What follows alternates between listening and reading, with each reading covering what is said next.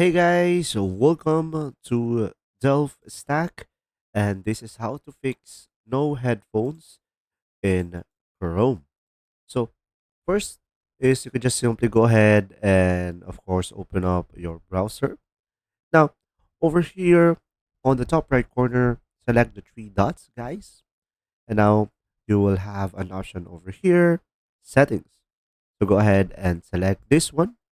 Now, over here, you just simply go ahead and go for the privacy and security tab on the left side of the screen, and you will have an option over here, site settings. So go ahead and click on site settings. Now, over here, guys, just simply scroll down and you will have an option over here, additional content settings. So select that and you will have an option over here, sounds. So from here, select sound, and from here, you will have an option over here, sites can play sounds. So if you have this turned on, make sure to select this one.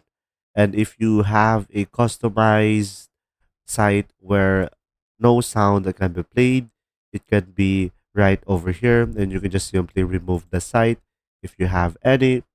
Or guys, if it still doesn't work, you can just simply go to your start menu and click on the volume icon and select this one, select a sound output, and make sure you have the correct output into your Windows itself. If you found this video helpful, please like and subscribe.